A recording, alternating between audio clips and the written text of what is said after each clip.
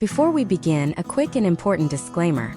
The following video explores sociological data, demographic trends, and historical legal frameworks within the United States. This content is presented strictly for educational and entertainment purposes and does not constitute legal, financial, or psychological advice. Divorce laws and demographic impacts vary significantly by state and individual circumstance. You should always conduct your own due diligence and consult with a licensed professional in your specific jurisdiction before making any major life or legal decisions.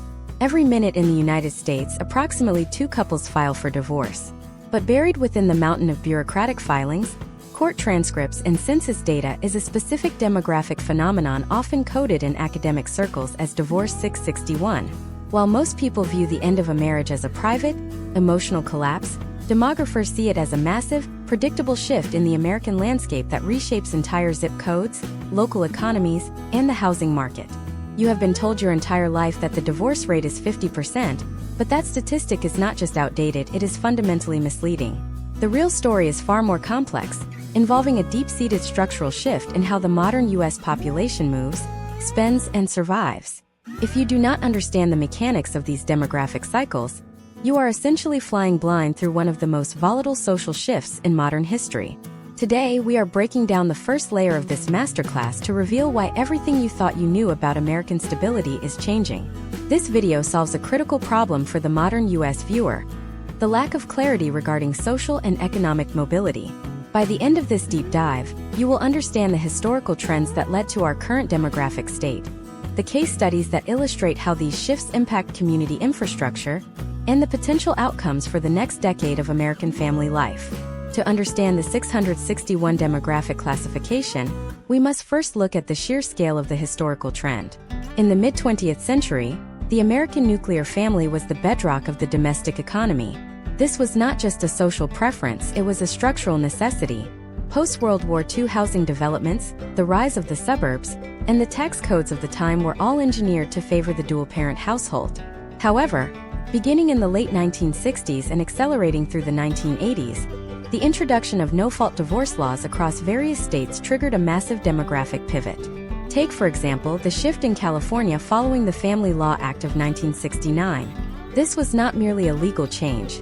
It was a demographic explosion. We began to see the rise of the single-person household as a dominant economic force. In demographic studies, the 661 identifier often refers to specific subsets of data that track the transition from shared marital assets to fragmented individual households. This fragmentation creates a ripple effect.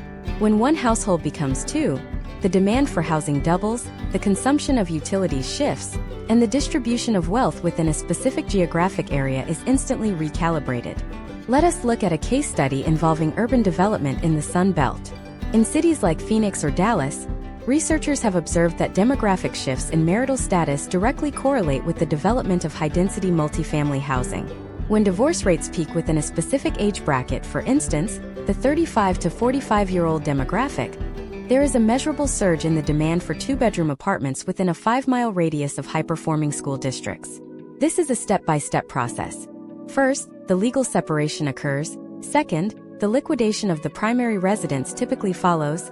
Third, the relocation into smaller, more manageable units happens within 6 to 12 months. This cycle fuels a multi-billion-dollar real estate machine that relies on the predictable breakdown of the traditional family unit. Furthermore, the economic implications are staggering. We have to analyze the concept of the household economies of scale. In a dual-income marital unit, the cost of living per person is significantly lower due to shared expenses like mortgages, insurance, and bulk purchasing.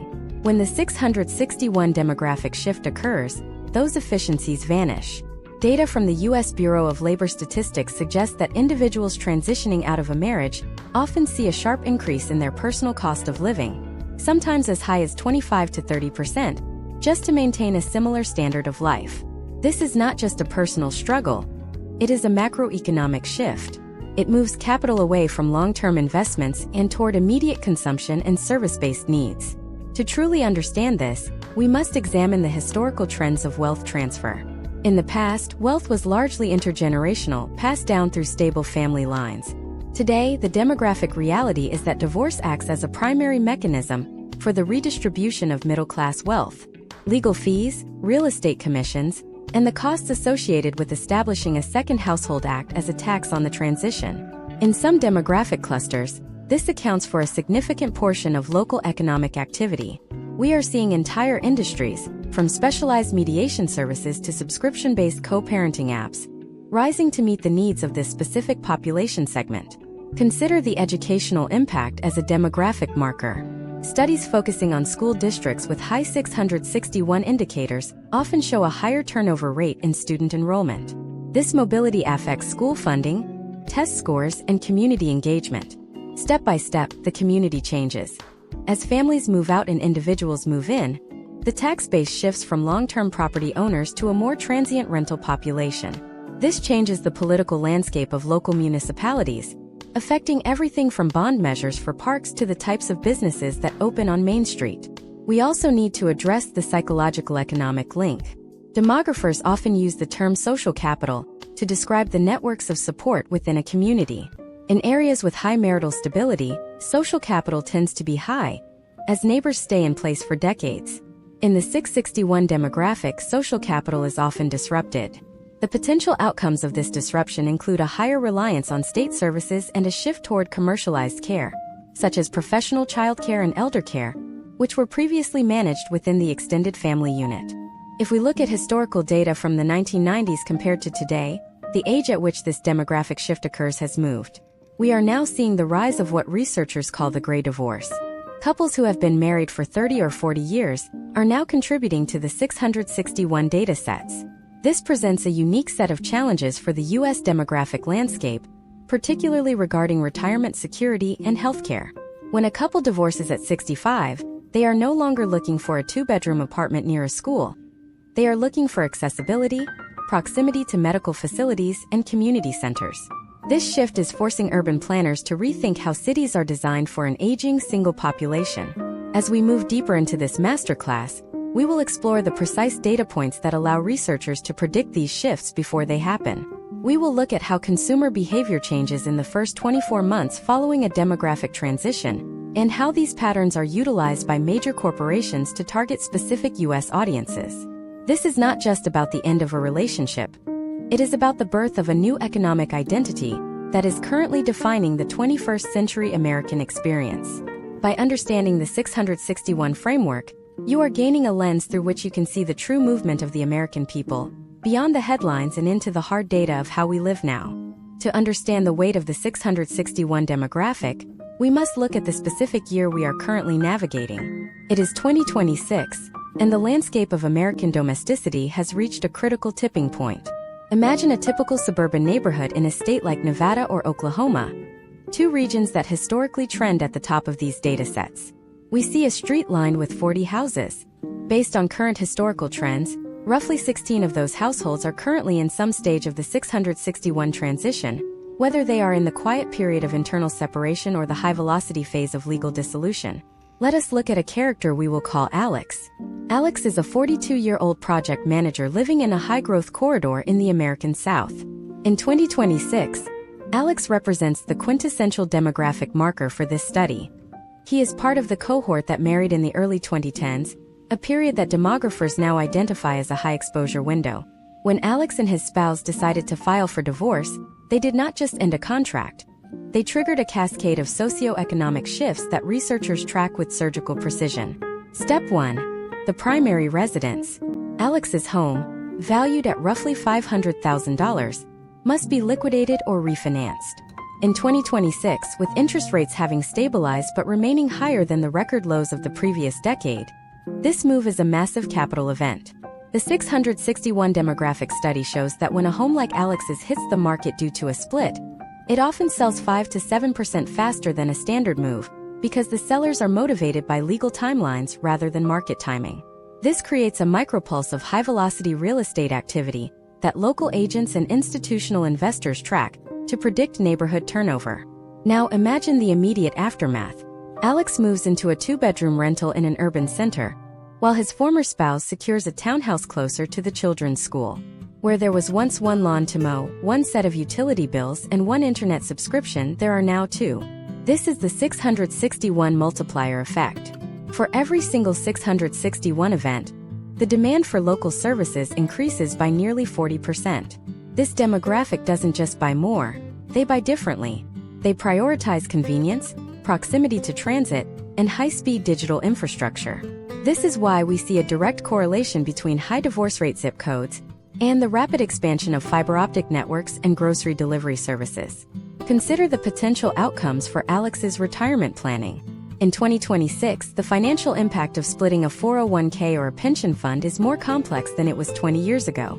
We are seeing a historical trend where the fragmented retirement accounts of a 661 transition often lead to a delayed retirement age. Alex might have planned to stop working at 62, but post-divorce, the data suggests he will likely remain in the workforce until 67 or 70. This keeps older, highly experienced labor in the market longer, which has a secondary effect on younger workers trying to move up the corporate ladder. We also have to look at the educational case study. Alex has 2 children. In the 2026 demographic landscape, the movement of children between 2 households is a logistical and economic industry of its own. Step by step, we see the rise of the specialized transportation sector, services specifically designed to move minors between households in different school districts. This creates a data footprint that shows up in traffic patterns and municipal planning. Cities are now having to adjust their morning rush hour models to account for the non-traditional routes taken by co-parenting families who no longer live in a single centralized hub. Let us dive deeper into the gray divorce phenomenon mentioned earlier. Imagine a couple, Sarah and James, both 68, living in Florida. They have been married for 40 years, but in 2026, they decide to enter the 661 demographic. Their impact is vastly different from Alex's. Sarah and James are not looking for more space. They are looking for specialized care and downsized accessibility. Historical trends show that gray divorce often leads to a sudden surge in the demand for assisted living in 55-plus communities. This shift in 2026 is creating a supply shortage in senior housing, as the market was built on the assumption that most seniors would age as couples. This brings us to the health demographic. Researchers have observed a fascinating trend in 2026 regarding the physiological impact of the 661 transition. Case studies involving long-term health tracking show that individuals in the first 3 years post-divorce have a unique cortisol profile compared to those in stable marriages or those who have never married. This isn't just a medical curiosity, it's an insurance demographic. Healthcare providers are beginning to use these sociological markers to predict future service needs, from cardiovascular support to mental health resources. Step by step, the 661 demographic is also rewriting the rules of the American workplace. In 2026, human resource departments are noticing that employees going through this transition often seek more flexible, remote work options to accommodate shared custody schedules. This has led to the potential outcome of a more decentralized workforce. A company in New York might have 10 employees in various states specifically because those employees needed to relocate to be near their children's other parents. The 661 code is, in many ways, the invisible hand guiding the remote work revolution. But here is where the data takes a sharp, unexpected turn. While we've looked at the costs and the disruptions, there is a burgeoning sector of the U.S. economy that views the 661 demographic as its primary growth engine. We are talking about the subscription-based lifestyle industry. From meal kits designed for one to furniture rental companies that cater to the temporary nature of post-divorce housing, the 2026 economy is being built to serve the fragmented household. If you look at the historical trends of the last decade, you will see that the 661 group has the highest per capita spending on self-improvement and professional retraining. Why? Because the transition often requires a total identity reset. In 2026, this manifests as a surge in vocational school enrollments and professional coaching services. This demographic is not just surviving. They are actively re-engineering themselves to fit a new social reality. What happens when this massive wave of individualized households starts to age simultaneously? What occurs when the 661 demographic meets the massive intergenerational wealth transfer expected over the next 10 years? To understand the true power of this shift, we have to look past the individual stories and into the digital fingerprints these people leave behind. In the next part, we are going to look at the digital shadow of the 661 demographic, how algorithms are identifying these transitions before the legal paperwork is even filed, and the massive ethical debate this is sparking across the United States. We will uncover the secret data sets that big tech uses to predict your relationship status, and how that information is being sold to the highest bidder. If you think your privacy is intact, you haven't seen the 661 digital profile yet. The concept of the digital shadow in the 661 demographic is not a conspiracy theory. It is a mathematical inevitability in the year 2026. Data scientists have identified that the transition into a single-person household creates a predictable sequence of digital signals that are as distinct as a fingerprint. Imagine a user named Marcus, a software engineer living in Austin, Texas.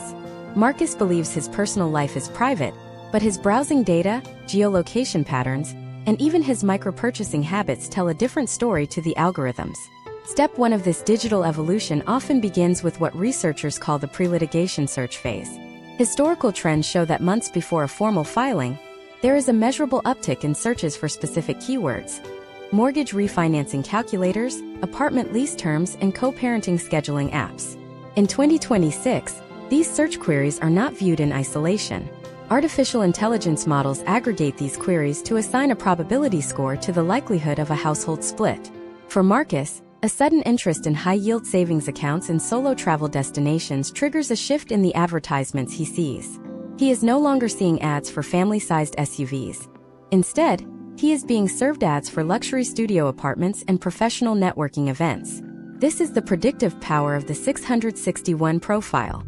Marketing firms utilize these case studies to optimize their spend.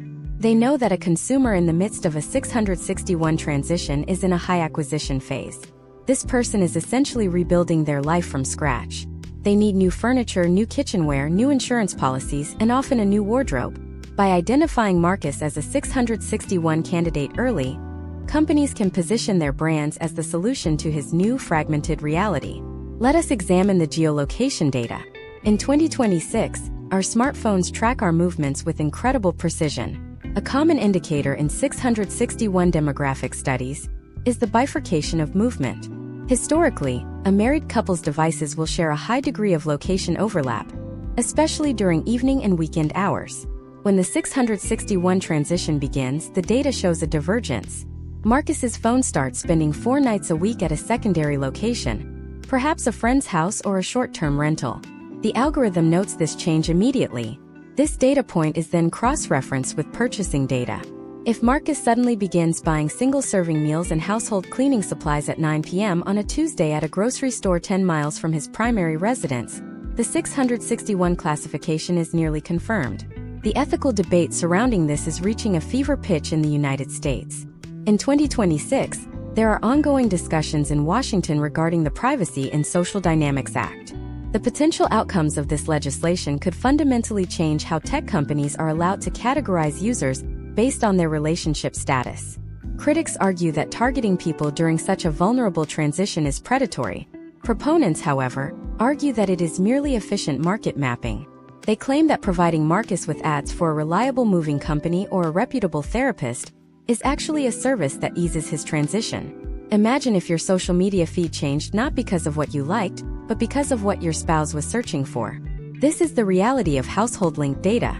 In 2026, if Marcus's spouse begins looking for career re-entry programs or divorce attorneys, the algorithm may start showing Marcus ads for mediation services or counseling, even if he hasn't searched for them himself.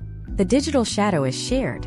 This creates a feedback loop where the technology itself may inadvertently accelerate the social shift by normalizing the transition through constant exposure to related content.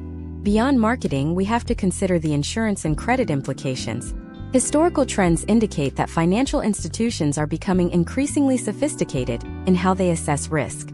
While it is illegal in the U.S. to deny credit based on marital status, the secondary markers of a 661 transition, such as sudden changes in spending volatility or a rapid increase in credit inquiries, can affect an individual's internal risk score at a bank.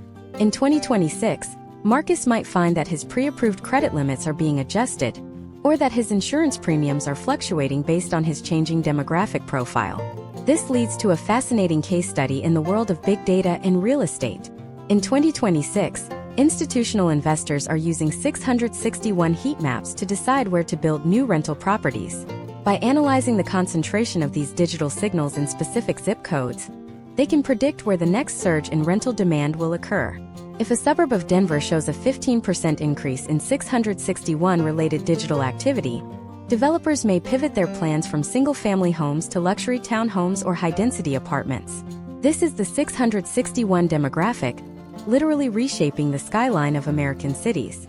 Step by step, the data also reveals a shift in the entertainment industry. Streaming services in 2026 use 661 profiles to tailor content recommendations. Marcus might find his homepage filled with documentaries about starting over, independent cinema, and high-energy action films, rather than the family-oriented sitcoms he used to watch. This is an attempt to capture the attention of a viewer who suddenly has more solo time and a different emotional appetite. The potential outcomes for the media industry are significant, as they move away from the four-quadrant family blockbuster and toward more segmented, demographic-specific content. We must also look at the impact on the labor market. HR platforms are beginning to integrate demographic data to predict employee turnover. Research shows that individuals in the 661 demographic are 30% more likely to change jobs within 18 months of their transition. For Marcus's employer, this digital profile acts as an early warning system. They might offer him more flexible hours or a temporary relocation package to ensure they don't lose a valuable engineer during a turbulent time. This is the data being used for retention rather than just acquisition. But how do these algorithms stay so accurate? The answer lies in the massive volume of data generated by the Internet of Things. In 2026, your smart fridge, your connected car, and even your home security system contribute to the 661 profile. If Marcus's smart car starts making frequent trips to a law office or a storage facility, that is a high-fidelity data point. If the smart fridge notes a sudden drop in the consumption of family-sized milk cartons and an increase in individual yogurt cups, the household composition has changed. It is a symphony of small signals that create a loud and clear demographic message. The question then becomes, can you opt out? In the current U.S. landscape, total digital anonymity is nearly impossible without total disconnection. Marcus can clear his cookies and use a VPN, but his physical movements and financial transactions still create a trail. The 661 demographic is the first generation to move through this transition with a permanent, real-time digital record. This record doesn't just follow them. It precedes them, setting the stage for their future long before they arrive. The implications of this are not just about privacy, they are about the very nature of human agency. If the world around Marcus is constantly adjusting to his predicted future, is he truly making independent choices? Or is he being nudged along a path paved by data? As we look toward the next phase of this masterclass, we have to ask a darker question. What happens when these predictive models are used not just to sell products, but to influence the legal and financial outcomes of the 661 transition itself? In the next part, we are going into the belly of the beast, the 661 legal tech revolution. We will explore how AI is being used in 2026 to predict court rulings, calculate asset splits with terrifying accuracy, and why some U.S. law firms are replacing junior associates with algorithms that can analyze 10,000 divorce cases in seconds. You are about to see how the courtroom is being replaced by the server room, and why the future of American law might be decided by a line of code. The integration of artificial intelligence into the U.S. legal system has moved from the realm of science fiction to a standard operating procedure in 2026. This is particularly evident within the 661 demographic, where the sheer volume of cases has forced a shift toward algorithmic processing. Imagine a character named David, a middle management professional in Ohio. When David enters the legal phase of his transition, he is no longer just hiring a lawyer. He is inadvertently plugging into a massive predictive engine. Historically, the outcome of a divorce case depended heavily on the specific judge assigned to the bench, their personal temperament, and even the time of day the case was heard. In 2026, those human variables are being smoothed out by predictive analytics. Case studies from across the Midwest show that law firms are now using software that analyzes 20 years of a specific judge's rulings to determine the most likely division of assets. For David, this means his legal team can predict, with a high degree of statistical probability, how his retirement accounts and property will be split before he even sets foot in a courtroom. This is the 661 legal tech revolution in action. It begins with the automated discovery phase. In the past, discovery, the process of gathering financial records, communications, and assets, took months of manual labor by paralegals. In 2026, AI-driven discovery tools can scan through years of David's digital bank statements, Venmo transactions, and even cryptocurrency wallets in a matter of seconds. These tools are trained to spot anomalies, such as hidden accounts or unusual spending patterns, that a human eye might miss. The potential outcomes of this speed are profound. It drastically reduces the billable hours required for the initial phases of a case, but it also creates a situation where there is nowhere for financial data to hide. Let us look at the step-by-step evolution of the virtual mediator. In several U.S. jurisdictions, 2026 has seen the pilot testing of AI-led mediation for uncontested or low-conflict cases. Imagine if David and his spouse could sit in their respective home offices and interact with an interface that uses game theory and conflict resolution algorithms to suggest a fair split of assets. The system analyzes their shared data, looks at historical trends for similar households in Ohio, and presents 3 options that maximize the benefit for both parties while minimizing the tax burden. This is not about a machine making a judgment. It is about a machine providing the most efficient path to a compromise. However, this efficiency brings new demographic challenges. We are seeing a historical trend where the use of these tools is creating a 2-tiered legal system. Individuals in the 661 demographic, who can afford high-end AI-augmented firms, have access to sophisticated strategy models that can simulate thousands of trial scenarios. Meanwhile, those using basic or state-provided digital tools may find themselves at a disadvantage, as the algorithms they use are less nuanced. This gap is reshaping the concept of equal protection under the law in the digital age. Consider the role of smart contracts. In 2026, some forward-thinking couples are entering marriages with pre-encoded digital agreements. If certain conditions are met, such as a filing for the 661 transition, the smart contract can automatically initiate the transfer of specific digital assets or trigger the sale of property on a blockchain-based real estate platform. This removes the need for lengthy litigation for a subset of the population, but it also raises massive questions about the flexibility of law. If a code executes a transfer automatically, where is the room for the human nuance that American family law has traditionally valued? Let us dive into a case study involving a tech-heavy region like Northern Virginia. In 2026, researchers found that the average length of a 661 legal proceeding has dropped by 40% in counties that have fully integrated digital filing and algorithmic scheduling. This speed has a direct impact on the local economy. Faster legal resolutions mean the 661 demographic can return to the consumer market as individual spenders more quickly. It shortens the period of financial limbo, allowing for faster relocation and reinvestment. But there is a darker side to this data-driven courtroom. We must analyze the phenomenon of algorithmic bias. If the historical trends used to train these AI models are based on decades of rulings that favored one demographic over another, the AI will likely perpetuate those same biases. For someone like David, the potential outcomes of his case might be influenced by systemic biases baked into the data from the 1990s and 2000s. Legal scholars in 2026 are calling for transparent auditing of these algorithms to ensure that the 661 demographic isn't being subjected to automated unfairness. Step by step, we are also seeing the rise of predictive policing within family law. This sounds extreme, but in 2026, some jurisdictions are using data to predict high-conflict scenarios before they escalate. By monitoring the frequency of emergency filings and the tone of communications in court-mandated apps, systems can flag cases that may require immediate intervention from a human social worker or mediator. This proactive approach is designed to reduce the burden on the court system, but it also represents a level of state surveillance that is unprecedented in the domestic sphere. Imagine if David's legal strategy was dictated by a machine's calculation of his spouse's emotional state based on their social media activity. This is already happening in 2026. Sentiment analysis tools are used to gauge the likelihood of a settlement versus a trial. If the data suggests the other party is reaching a point of exhaustion or decision fatigue, the AI might advise David's lawyers to hold firm on a specific demand. This is a high-stakes game of digital chess, and the 661 demographic are the pieces on the board. Furthermore, the impact on the legal profession itself is a major demographic shift. In 2026, the demand for junior associates who specialize in document review has plummeted. Instead, the market is calling for legal engineers, professionals who understand both the law and the architecture of the algorithms being used in the courtroom. This is changing the career paths for thousands of law students across the United States.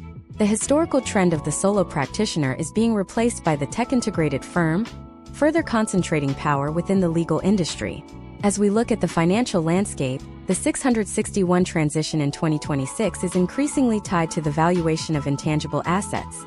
How do you split a social media following? How do you divide the value of a digital brand or a cache of personal data? Algorithms are now being developed specifically to put a dollar value on these 21st century assets. For a demographic that is increasingly self-employed or involved in the gig economy, these valuations are becoming the centerpiece of legal battles. But what happens when the legal battle ends? The 661 demographic doesn't just disappear once the final decree is signed. They enter a new phase of social and economic existence that is perhaps even more scrutinized by the data engines of 2026. They become part of the solo economy, a massive and growing force that is redefining everything from the automotive industry to the way we design our cities. In the next part, we are going to explore the rise of the single-unit powerhouse. We will look at how the U.S. economy is pivoting to serve the 661 demographic's newfound independence, the secret ways that car manufacturers are redesigning vehicles for solo parents, and how the concept of the American dream is being downsized and digitized for a population that values mobility over stability. You will see why being alone in 2026 is becoming the ultimate status symbol for a new class of American consumers. The rise of the single-unit powerhouse is not just a demographic shift. It is a total economic realignment. In the year 2026, the American consumer market has moved away from the bulk buy, family-sized orientation that dominated the 20th century. Instead, we are seeing the emergence of the 661 consumer, a highly mobile, fiercely independent individual who prioritizes efficiency and personal brand over long-term domestic infrastructure. This demographic is reshaping the very definition of the American dream, moving it from the white picket fence to a high-flexibility lifestyle that fits into a smartphone.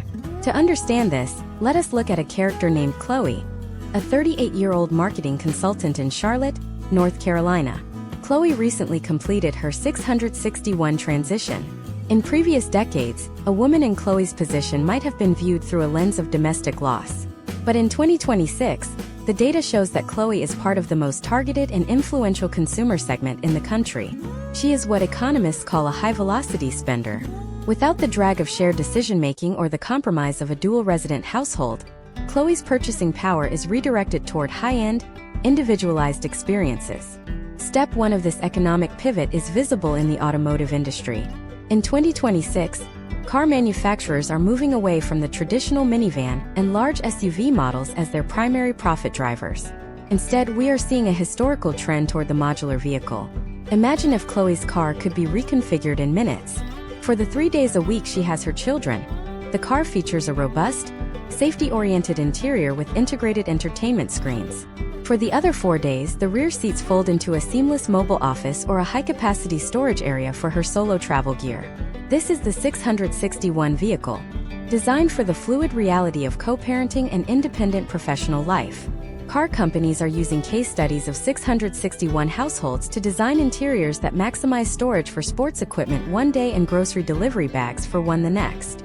Furthermore, the housing market is undergoing a radical downsizing that demographers call the 661 compression. In 2026, the demand for 5-bedroom suburban homes in the U.S. is softening, while the demand for luxury micro-units and flex-living spaces is skyrocketing. Chloe doesn't want a massive yard to maintain. She wants a high-security, high-amenity apartment that offers co-working spaces, a gym, and a communal kitchen for social events. This shift has led to the potential outcome of real estate developers pivoting toward hospitality-branded residential buildings. These are not just apartments. They are lifestyle hubs that cater specifically to the 661 demographics' need for community without the commitment of traditional neighborhood structures. Let us dive into the data on the solo economy. In 2026, the U.S. Bureau of Economic Analysis has noted that single-person households now account for a larger share of discretionary spending than at any other time in history. This is because the 661 demographic tends to spend more on services that replace domestic labor. Chloe doesn't spend her Saturday cleaning. She uses an app-based service. She doesn't cook large family meals. She subscribes to a premium, single-serve meal plan that is precision-engineered for her nutritional needs. This is the industrialization of the household. Every task that was once a shared domestic duty is now a line item in the service economy. The potential outcomes for the labor market are equally transformative. In 2026, The 661 demographic is the primary driver of the fractional executive and specialized consultant market. Because individuals like Chloe require high income to support their independent lifestyles, but also need extreme schedule flexibility for their co-parenting responsibilities, they are eschewing traditional 9-to-5 roles. They are taking their high-level skills and selling them to multiple companies on a project basis. This creates a more liquid and efficient labor market, where expertise is deployed exactly where it is needed, without the overhead of permanent employment. Consider the role of technology in this new independence. In 2026, the 661 demographic is the fastest-growing market for personal AI assistants. Chloe uses an AI that doesn't just manage her calendar, it manages her life. It coordinates with her former spouse's AI to ensure the children's schedules never overlap. It monitors her home's energy usage and automatically orders groceries based on her upcoming week's travel. This level of digital integration is what allows the 661 demographic to maintain a high level of productivity while navigating the complexities of a fragmented household. We also have to look at the psychological shift in status symbols.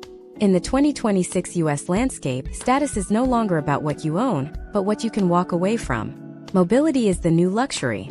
For Chloe, the ability to pack her life into a few high-quality suitcases and move to a different city for a 3-month contract is the ultimate sign of success. This has led to the rise of the subscription furniture industry. Rather than owning a heavy sofa or a massive dining table, the 661 demographic rents high-end pieces that are delivered and removed by the company. This allows them to change their environment as quickly as they change their life stages. Step by step, we are also seeing the 661 demographic redefine the travel and leisure industry. In 2026, the concept of the family vacation is being supplemented by the Solo Plus travel model. Chloe might take a solo trip to a wellness retreat in Sedona 1 month, and a high-energy, kid-focused trip to a tech-integrated theme park in Florida the next. Travel companies are responding with packages that offer childcare on-site for solo parents, allowing them to balance their personal rejuvenation with their parental duties. This is a massive departure from the historical trends of the 20th century, where travel was either for families or for single young adults. But there is a deeper layer to this shift. We must examine the impact of the 661 demographic on the concept of social capital in America. As more people move toward this independent, high-mobility lifestyle, the traditional institutions of the neighborhood, the PDA, the local church, the community center, are being replaced by digital communities. Chloe's social support network isn't her next-door neighbors. It is a curated group of peers across the country who share her interests and professional goals. This creates a more resilient, but less geographically rooted society. The 661 demographic is also driving a revolution in the financial services sector. In 2026, we are seeing the rise of individualized wealth management platforms that ignore the traditional milestones of marriage and joint filing. These platforms focus on the lifetime value of a single individual, modeling potential outcomes for retirement, healthcare, and legacy planning based on a solo trajectory. This is a crucial shift, as it acknowledges that the 661 demographic isn't a temporary state for many, but a permanent choice. As Chloe navigates her day in 2026, she is the engine of a new American economy. Her choices are not about recovering from the past, but about optimizing the future. She is the single-unit powerhouse, and she is the reason why the 661 code is the most important data point in demographic studies today. But what happens when this desire for independence meets the cold reality of the U.S. healthcare system? What happens when the 661 demographic begins to age without the traditional safety net of a spouse or adult children living nearby? We are approaching a crisis point that the data is only beginning to reveal. In the next part, we are going to expose the hidden vulnerabilities of the 661 lifestyle. We will look at the rise of the solo care crisis, the radical new ways Americans are re-engineering the concept of family to survive, and the secret legal structures being used in 2026 to create elective families that have all the rights of a marriage with none of the romance. You are about to see the end of the nuclear family and the birth of something entirely new. The solo care crisis of 2026 is the unintended consequence of a decade of hyper-individualism. While the 661 demographic has mastered the art of independent living and economic agility, they are now running headfirst into a biological reality that no app can solve: the need for a physical safety net during illness or aging. Historically, the U.S. healthcare and social support systems were built on the assumption of a co-resident caregiver, usually a spouse. When that spouse is removed from the equation, the structural integrity of the individual's long-term plan begins to fracture. Imagine a character named Robert, a 54-year-old freelance architectural consultant in Denver. Robert has lived alone since his 661 transition 8 years ago. He is the picture of the single-unit powerhouse. He has a high-end condo, a thriving remote business, and a meticulously managed digital life. But in early 2026, Robert faces a sudden, non-emergency surgical procedure that requires 6 weeks of restricted mobility and daily assistance. In the traditional demographic model, this is a minor life event managed by a partner. For Robert, it is a logistical catastrophe that exposes the fragility of his independence. This scenario is becoming a standard case study in U.S. demographic research. Step 1 of the solo care crisis is the realization that professionalized care is prohibitively expensive for the middle class when it isn't subsidized by domestic labor. Robert finds that hiring a home health aide for 6 weeks would cost him more than his mortgage and business overhead combined. This leads to a potential outcome where individuals in the 661 demographic are forced to liquidate assets or take on debt to manage temporary health setbacks that a married couple would handle for free. In response to this, 2026 is seeing the rise of a radical new social structure: the elective family. This is not a group of friends living together in a casual arrangement. These are highly structured, legally binding agreements between non-romantic peers to provide mutual care and asset protection. Researchers are calling this the Family 2.0 movement. Imagine if Robert and 2 of his closest colleagues, also in the 661 demographic, drafted a mutual power of attorney and a care covenant. This legal framework, which is gaining traction in states like Oregon and Vermont, allows them to grant each other the same hospital visitation, medical decision-making, and inheritance rights as a legal spouse, without the requirement of a romantic union. This is a deep dive into the legal engineering of 2026. These elective families are using what are known as multi-party domestic partnerships. Step by step, these groups are working with specialized law firms to create private trust networks.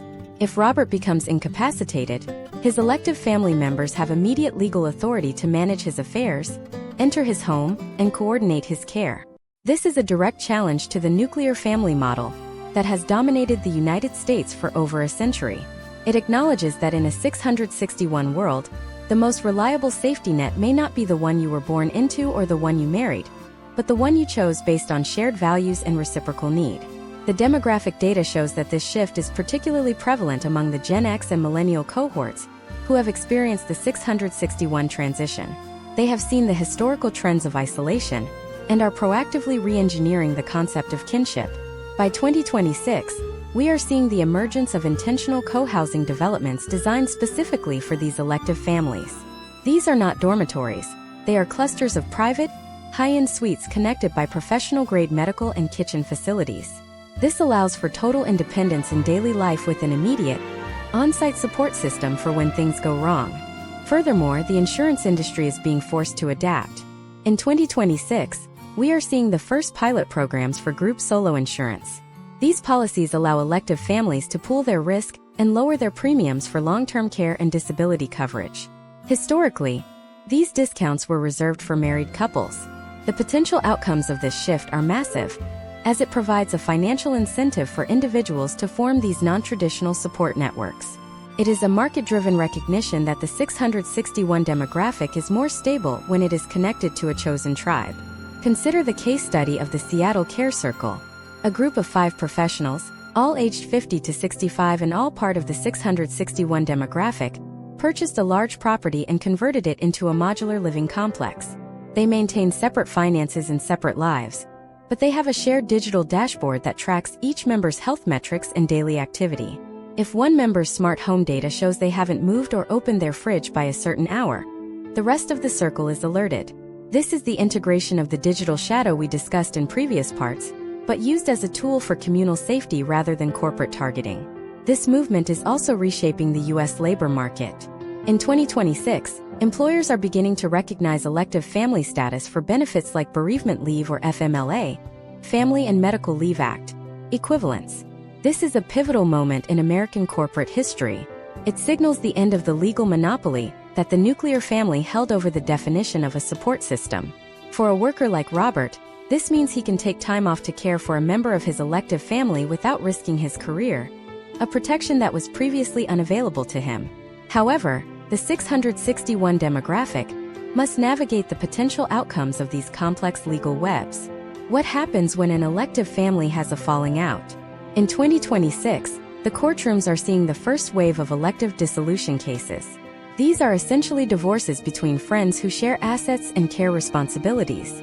The legal complexity is even higher than a traditional 661 transition, because there is often no established precedent for how to split a five-way care covenant or a shared private trust. This is the next frontier of American law, defining the boundaries of a family that was built by choice and code. Step by step, the 661 transition is moving from a story of personal endings to a story of collective beginnings. The crisis of care has acted as a catalyst, forcing a highly independent population to rediscover the necessity of interdependence. But this is a new kind of interdependence, one that is voluntary, data-driven, and legally fortified. It is a response to a world where the old structures have failed, and the only way forward is to build something entirely new. As we look at the year 2026, the 661 demographic is no longer just a statistic in a study, they are the architects of a new social contract. They are proving that the end of the nuclear family is not the end of the family itself, but the start of a more flexible, resilient version of human connection. This shift is affecting everything from how we build houses to how we fund our retirement and how we care for our sick. But even as these new communities form, a new question arises. In a world where your family is a legal and digital construct that you can choose, what happens to the children of the 661 demographic? How do they navigate a world where their parents may belong to multiple elective families, and what does this do to their own sense of identity and security? In the next part, we are going to dive into the children of 661. We will explore the rise of the dual-core childhood, the psychological data on the first generation of kids raised entirely within co-parenting apps, and the shocking way that U.S. universities are changing their admissions and housing models to accommodate students who have spent their lives moving between two completely different socio-economic realities every 7 days. You will see how the 661 transition is being hard-coded into the next generation of the American mind. The dual-core childhood is the defining psychological framework for the youth of 2026. This is the first generation in United States history where a significant plurality of children does not view the home as a singular, static geographic location, but rather as a distributed network of environments. In demographic studies, these children are often referred to as 661 Gen, and their upbringing is characterized by a high degree of adaptability and what researchers call situational identity. Imagine a character named Leo, a 10-year-old living in the suburbs of Chicago. Every Sunday at 5 p.m., Leo undergoes a total environmental reset. He moves from his father's high-density urban loft to his mother's traditional suburban home. In 2026, this move is not just a change of scenery. It is a total shift in socio-economic reality. In his father's world, Leo is part of a minimalist, tech-integrated lifestyle where meals are delivered and weekends are spent in co-working-friendly social clubs. In his mother's world, he participates in a more traditional neighborhood structure with organized team sports and local community rituals. Historical trends show that children like Leo are developing a unique cognitive ability, known as environmental switching. Just as a bilingual child switches between languages, the 661 Gen switches between two different sets of rules, expectations, and even consumption habits. This is not a theory, it is visible in the data. Case studies from school districts in high 661 zip codes show that these students often have higher than average scores in executive function and organizational skills. They have to. They are managing two different sets of school supplies, two different schedules, and two different digital identities, often facilitated by court-mandated co-parenting applications. Step by step, the 661 Gen is also being raised within a new kind of digital panopticon. In 2026, the primary point of contact between parents is often a specialized app that logs every communication, every expenses share, and every handoff time. For Leo, this means his childhood is the most documented in history. Every late pickup or missed extracurricular payment is recorded as a data point that can be used in future legal reviews. This creates a potential outcome where children are acutely aware of their parents' interactions as a series of transactions and compliance checks. Furthermore, the impact on the education system is profound. In 2026, U.S. public schools have had to adapt to the 661 demographic by creating dual household portals. These are digital platforms that allow teachers to send assignments, permission slips, and grade reports to two separate households simultaneously without requiring the parents to interact directly. This eliminates the historical trend of information getting lost in the shuffle between homes, but it also formalizes the separation. Educators are noticing that 661 Gen students often act as the primary information hub, becoming expert negotiators and managers of their own domestic logistics before they even reach middle school. Let us dive into the economic impact on the youth market. In 2026, the toy and apparel industries have pivoted to the 661 reality. We are seeing a surge in double buying. Historically, a child had one primary bedroom. Now, the potential outcomes for retailers are lucrative because parents in the 661 demographic often feel a competitive or compensatory need to provide a complete, standalone life in each residence. This means 2 gaming consoles, 2 wardrobes, and 2 sets of sports equipment. This isn't just about indulgence. It is a logistical necessity to prevent the constant transport of goods, which demographic studies identify as a primary stressor for the 661 Gen. Consider the case study of university admissions in 2026. High-tier U.S. institutions are beginning to see a shift in the personal statements and backgrounds of applicants. The 661 Gen is presenting a unique form of resilience, the ability to thrive in fragmented systems. They are highlighting their skills in conflict resolution and cross-platform management as professional assets. Universities are responding by adjusting their financial aid models.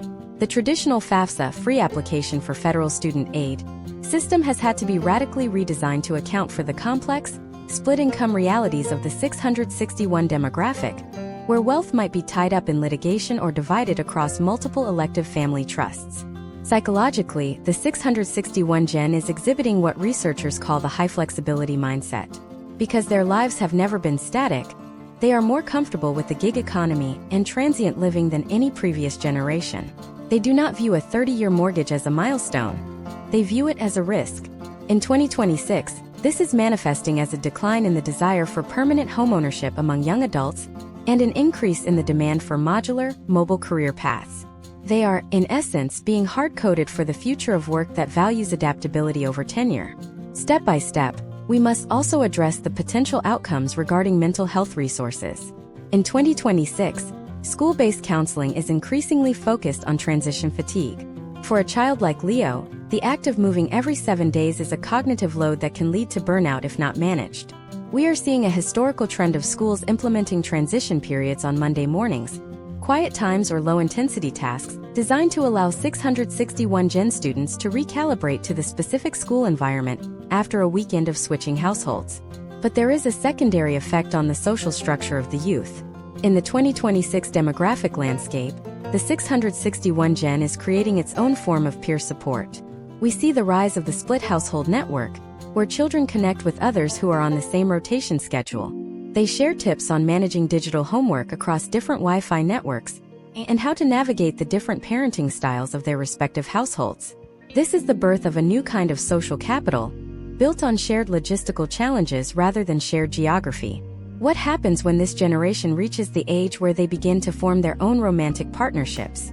Data from the U.S. Census Bureau suggests that the 661 Gen is delaying traditional marriage even further than the millennials did. Their approach to relationships is informed by a deep understanding of the 661 legal framework. In 2026, we are seeing the first wave of beta testing relationships, formal time-bound living arrangements where young adults use the same digital tracking and asset management tools their parents used, but as a preventative measure. They are entering partnerships with a pre-planned exit strategy, not out of cynicism, but out of a desire for data-driven security. The 661 transition has fundamentally altered the American lineage. It has shifted the focus from the preservation of the family unit to the preservation of the individual's mobility. For the children of 661, the world is a series of nodes to be navigated, rather than a single path to be followed. They are the most resilient, organized, and tech-literate generation in history, but they are also the most fragmented. As Leo grows up in 2026, he isn't looking for a home to stay in forever. He is looking for a network that can sustain him no matter where he moves. But this shift toward total fluidity has a massive unseen cost. It isn't just about the kids or the parents, It is about the very land they live on. In the next part, we are going to explore the 661 ghost suburbs. We will look at why some of the most affluent neighborhoods in America are becoming empty shells during certain weeks of the month, the radical rise of the part-time city, and how the 661 demographic is causing a municipal tax crisis that is threatening to bankrupt local governments across the United States. You will see how the movement of people is literally breaking the infrastructure of the country. The 661 ghost suburbs are a physical manifestation of a society in mid-transition. In the year 2026, the concept of a neighborhood as a stable 24-hour community is dissolving into what demographers call the intermittent occupancy model. This isn't a slow decline. It is a rapid structural hollow-out of the American tax base. When we analyze the movement patterns of the 661 demographic, we see a pulse. 1 week, a cul-de-sac in a suburb of Atlanta or Houston is bustling with life, school buses, and high-volume utility consumption. The next week, 40% of those homes are functionally empty, their occupants having migrated to urban micro-apartments or secondary residences as part of their co-parenting or solo living cycles. Imagine a character named Mark, a civil engineer and municipal consultant in a high-growth county in North Dallas. In 2026, Mark is sounding the alarm on what he calls the infrastructure revenue gap. The suburban infrastructure he manages, the water lines, the electrical grids, the road maintenance schedules, was all designed for 100% occupancy 100% of the time. But the 661 demographic shift has created a scenario where his county is maintaining a massive fixed-cost system for a population that only uses it half the time. This is the birth of the ghost suburb. Step 1 of this crisis is the utility death spiral. Historically, municipal utilities relied on consistent, predictable volume to keep rates low. In 2026, Mark is looking at data that shows a jagged sawtooth pattern in water and power usage. During the off weeks for 661 residents, water sits stagnant in the pipes, leading to potential health issues and the need for expensive flushing operations. Power companies find their transformers underutilized, then suddenly slammed when the demographic returns. To compensate for these inefficiencies, local governments are being forced to raise base service fees. The potential outcomes of this are severe. The residents who stay full-time, often retirees or lower-income families, are forced to subsidize the infrastructure for a mobile 661 class that isn't even there half the time. Let us dive into the case study of a mid-sized city like Columbus, Ohio. In 2026, the city council is grappling with the rise of the part-time city. Because the 661 demographic splits their time between the city center and the suburbs, they are essentially using 2 sets of public services, while only contributing 1 full set of property taxes to each jurisdiction. The city center sees a massive influx of commuters and short-term renters during the week, straining police, fire, and sanitation services. But these individuals often maintain their tax residency in the suburbs to keep their children in specific school districts. This creates a fiscal vacuum. The suburbs are losing sales tax revenue to the city, and the city is losing property tax revenue to the suburbs. It is a zero-sum game where the house, in this case the taxpayer, always loses. Furthermore, we must analyze the retail extinction event happening within these ghost neighborhoods. Imagine if you owned a local grocery store in Mark's neighborhood. In 2026, your inventory management is a nightmare. You have to predict which families will be in town and which will be at their other residences. Historical trends show that local businesses in high 661 areas are failing at a rate 20% higher than the national average. Why? Because a part-time population does not sustain a full-time ecosystem. The vibrant local commerce that once defined the American suburb is being replaced by automated vending hubs and delivery-only dark stores that require no physical storefront and provide no local jobs. This shift is leading to a municipal tax crisis of unprecedented proportions. In 2026, we are seeing the first wave of small U.S. municipalities filing for a version of administrative bankruptcy. They cannot pay the interest on the bonds they issued 20 years ago to build the schools and parks that are now underutilized. The schools themselves are becoming demographic battlegrounds. A school built for 2,000 students may have an enrollment of 2,200, but on any given day, 300 of those students are not in the district because they are with their other parent in a different county. This makes state funding, which is often tied to daily attendance, incredibly volatile. Consider the role of the 661 ghost suburb in the housing market. In 2026, these neighborhoods are experiencing a strange phenomenon where home values remain high, but community engagement is at an all-time low. Mark observes that the social capital of the neighborhood watch, the block parties, the communal maintenance, is non-existent. When 40% of the residents are transients within their own homes, the sense of ownership and pride in the community vanishes. This leads to a gradual physical decline. Lawns go unmowed for a week, minor repairs are neglected, and the suburb begins to look like a high-end waiting room. Step by step, the 661 demographic is also breaking the U.S. transportation model. In 2026, traffic engineers are finding that traditional rush hour models are obsolete. The movement isn't just from home to work and back. It is a chaotic web of midweek household transitions. This creates what Mark calls phantom congestion.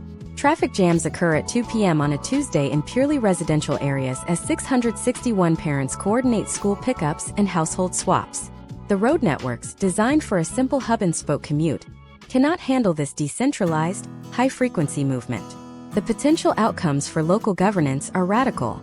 In 2026, some U.S. counties are proposing a non-primary residency tax. This would essentially charge 661 residents a premium for maintaining a home that sits empty for a large portion of the month. The goal is to recoup the lost utility and sales tax revenue needed to keep the lights on. This is sparking a massive legal debate over the right to mobility versus the responsibility to community. It is a direct clash between the single-unit powerhouse's desire for independence and the municipality's need for stability. Imagine if your property tax was tied to your GPS data. This sounds like a dystopia, but in 2026, some municipal consultants are suggesting exactly that: a usage-based tax model for infrastructure. If you only use the roads and the sewers in Marks County for 15 days a month, you pay a lower rate, but you lose your vote in local elections. This is the ultimate fragmentation of the American citizen. We are moving toward a world where your rights and your responsibilities are as modular as your living arrangements. The 661 ghost suburb is the canary in the coal mine for the American experiment. It reveals that our entire concept of society, from how we fund schools to how we pick up the trash, is based on a version of the family that is rapidly becoming a minority. As we look at the data in 2026, we realize that we aren't just changing how we live, we are changing where we live and how those places survive. But as the physical world breaks, the digital world is expanding to fill the gap. While the suburbs are hollowing out, a new kind of economy is booming in the data centers and server farms of the United States. It is an economy that thrives on the very fragmentation that is killing the suburbs. In the next part, we are going to explore the 661 algorithm economy. We will look at how the biggest companies in the world are profiting from the breakdown of the American household, the secret ways your 661 status is being used to manipulate the prices you pay for everything from airfare to insurance, and how the data of your divorce is being packaged and sold as a high-yield investment product on Wall Street. You are about to see how your personal life has become the most valuable commodity in the world. The 661 algorithm economy is the final frontier of late-stage demographic tracking in the United States. By the year 2026, the fragmentation of the American household has been fully commoditized, transformed from a social crisis into a high-yield financial instrument. This is not about simple targeted advertising anymore. We are talking about the structural integration of personal upheaval into the global financial markets. To understand how this works, we must look at how data aggregators and institutional investors view the 661 demographic not as people, but as predictable cash flow events. Imagine a character named Jennifer, a senior analyst at a major credit rating agency in New York. In 2026, Jennifer's job is to oversee the valuation of what are known as household transition bonds. These are complex financial products backed by the projected spending surges of individuals entering the 661 demographic. Historically, Wall Street looked for stability. Today, they look for high-velocity volatility. Jennifer knows that when a household splits, the immediate demand for credit, insurance, and durable goods spikes. This spike is so predictable that it can be packaged, securitized, and sold to institutional investors who want to bet on the continued churn of the American population. Step 1 of this commodification is the creation of the life stage lead. In 2026, data brokers are no longer selling just your age and location. They are selling your proximity to a 661 event. By monitoring the digital shadow we discussed in previous parts, the sudden changes in geolocation, the shift in browsing habits, and the bifurcation of financial accounts, these brokers assign a 661 probability score to millions of Americans. This score is then sold in real-time auctions to a variety of industries. For Jennifer, This data is the raw material for her risk models. If a specific zip code in Virginia shows a 12% increase in high-probability 661 signals, the value of consumer staple bonds in that region might actually rise because of the anticipated double buying of household goods. Let us look at a case study involving the airline and travel industry. In 2026, major U.S. carriers use dynamic pricing models that incorporate 661 demographic data. Imagine if Jennifer's algorithm notices that a user is frequently searching for flights between two specific cities on a bi-weekly basis, the classic pattern of a long-distance co-parenting arrangement. Historically, airlines might have offered a discount to frequent flyers. In 2026, the potential outcome is the opposite. The algorithm recognizes this as inelastic demand. You have to take that flight to see your children. Therefore, the price for that specific user on those specific dates might be subtly inflated compared to a leisure traveler. This is the precision targeting of the 661 economy, where your personal obligations are used to calibrate the maximum price you are willing to pay. Furthermore, we must examine the secret impact on the insurance sector. In 2026, actuarial tables are being rewritten to account for the 661 transition. Jennifer's data shows a historical trend where individuals in the first 24 months of a split have a higher statistical likelihood of minor accidents and health claims due to elevated stress and lifestyle changes. Instead of flat rates, insurance companies are using real-time demographic shifts to adjust premiums. If you move from a stable household to a 661 coded micro-apartment, your auto insurance might rise not because your driving has changed, but because the demographic pool you now belong to is considered higher risk. Consider the rise of the divorce derivative. In 2026, specialized hedge funds are playing a high-stakes game with the American real estate market. They aren't just buying houses, they are buying the future commissions of real estate agents who specialize in the 661 demographic. By analyzing the rate of filings in a specific county, these funds can predict the volume of forced sales 6 months in advance. They then short the stocks of traditional home builders and go long on the companies that facilitate quick, cash-for-home transactions. This is the 661 transition being used to hedge against broader market movements. For Jennifer, these derivatives are a fascinating example of how the breakdown of the nuclear family has become a stabilizing force for certain types of aggressive capital. Step by step, we are also seeing the 661 status impact the world of algorithmic lending. In 2026, when you apply for a personal loan or a new credit card, the automated approval engine isn't just looking at your FICO score. It is scanning for 661 markers. Historical trends suggest that individuals in the 661 demographic have a higher initial default risk, but a much higher lifetime value if they can be captured as customers during their rebuilding phase. Consequently, Jennifer's models show that 661 candidates are often offered higher interest rates, but significantly higher credit limits. The banks want to fund your furniture haul and your legal fees, provided they can capture enough interest to offset the immediate risk. The potential outcomes for personal privacy are staggering. In 2026, your 661 status is essentially a public economic signal, regardless of whether you have told your friends or family. It is encoded in the prices you see online, the credit offers you receive in the mail, and even the job opportunities that are suggested to you by professional networking algorithms. Jennifer observes that this creates a feedback loop. The more the economy treats you like a 661 individual, the more your behavior is funneled into those specific patterns, making the algorithm's predictions a self-fulfilling prophecy. Imagine if your employer could buy a subscription to a service that predicts which of their executives are likely to enter a 661 transition in the next year. In 2026, this is a standard tool for corporate risk management. Companies want to know who might be distracted, who might need a relocation package, or who might be a flight risk. Jennifer's work with these corporate clients shows that the data is being used to proactively manage human capital, turning the most private moments of a person's life into a variable in a corporate spreadsheet. But the 661 algorithm economy isn't just about taking, it's about redirection. We are seeing a historical trend where the capital generated from these datasets is being reinvested into the very technologies that facilitate the solo lifestyle. The apps that help you split your assets, the services that deliver your single-serving meals, and the platforms that manage your elective family agreements are often funded by the same institutional investors who profit from the initial household breakdown. It is a closed-loop system where the 661 demographic is both the product and the consumer. As Jennifer looks at her dashboard in late 2026, She sees a map of the United States glowing with the activity of millions of fragmented households. Every filing, every move, and every solo purchase is a pulse of data that keeps the markets moving. The 661 demographic has become the ultimate hedge against a stagnant economy. They are the high-velocity engine of modern consumption, driven by necessity and guided by code. However, as we reach the final peak of this masterclass, we have to look past the money and the data. We have to look at what this means for the future of the human experience in America. If everything, from our families to our finances, is being optimized by an algorithm, what is left of the soul of the country?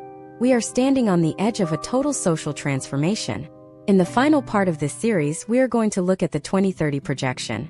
We will explore the rise of the post-household era, the secret government reports on the end of the traditional tax system, and the one thing the 661 algorithm can never predict.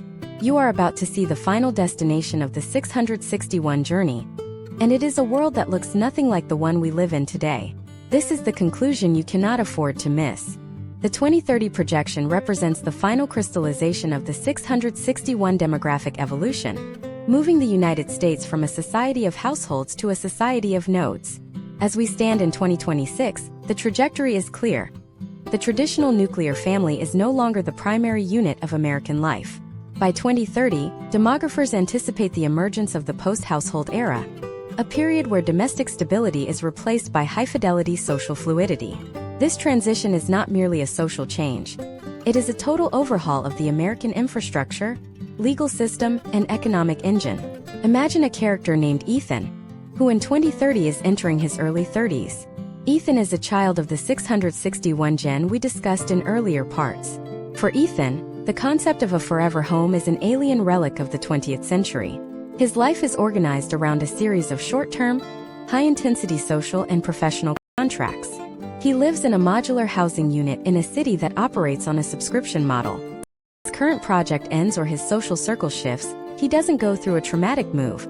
He simply updates his digital residency status and his environment adapts. Step 1 of this 2030 reality is the total digitization of the social contract. Historical trends suggest that the current 661 legal frameworks will evolve into what are known as dynamic domestic agreements. These are AI-managed contracts that govern everything from shared living expenses to communal care responsibilities. For Ethan, these agreements are as common as a software license. They allow him to form and dissolve domestic units with surgical precision, ensuring that assets are always protected and responsibilities are always clear. The potential outcomes of this are a massive reduction in the traditional litigation that characterized the early 2000s, but also a move toward a more transactional view of human relationships. Let us look at a case study regarding the end of the traditional tax system. In 2030, the U.S. government is projected to finalize the transition to the individualized revenue model. Historically, the tax code was built around the household, joint filing, head of household status, and dependent credits. But in a 661-dominated world, those categories have lost their meaning. The 2030 projection suggests a tax system where every individual is taxed as a standalone economic unit, with credits and liabilities following the person rather than the property. This eliminates the marriage penalty or bonus once and for all, but it also places a higher administrative burden on the individual, handled of course by personal AI financial managers. Furthermore, we must examine the rise of the liquid city. In 2026, we saw the birth of the ghost suburbs. By 2030, these areas have been repurposed into high-flexibility zones. Imagine if Ethan's neighborhood wasn't just a collection of houses, but a platform. Houses are no longer owned in the traditional sense. They are held by large-scale community trusts where residents buy equity time. This allows Ethan to move between different nodes of the trust across the country without ever having to sell or buy property. This is the 661 demographic solution to the volatility of the housing market. It provides the security of equity with the freedom of a rental. The potential outcomes for the U.S. labor market in 2030 are equally radical. We are looking at the era of the task-based economy. In this world, the 661 demographic has completely decoupled income from a specific geographic location or a single employer. Ethan doesn't have a job. He has a portfolio of micro-contributions. This allows him to maintain his 661 lifestyle, moving between households to stay near his elective family or co-parenting partners, without ever disrupting his cash flow. This is the ultimate victory of the single-unit powerhouse, total economic autonomy.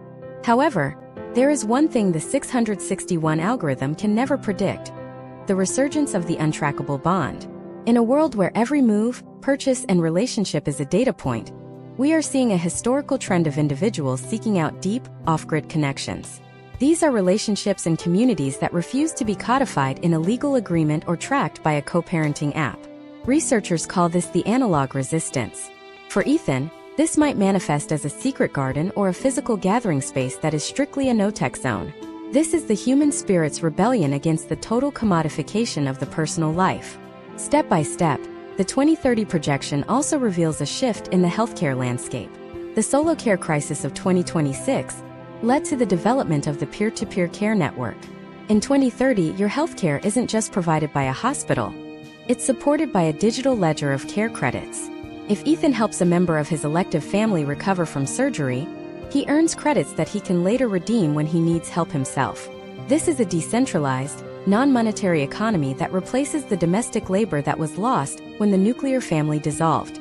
It is a market-based solution to a social problem, and it is the only way the 661 demographic can survive the aging process. Consider the role of the 661 demographic in the political arena of 2030. We are seeing the rise of the fluid voter. Because these individuals move frequently and maintain multiple residencies, their political priorities are not tied to a single district. They care about portable benefits, national digital infrastructure, and the protection of individualized legal rights. This is forcing a realignment of the U.S. political parties, moving away from geographic-based campaigning and toward demographic-based platforms. The 661 demographic is becoming the most powerful voting bloc in the country, and they are demanding a government that is as flexible and data-driven as they are.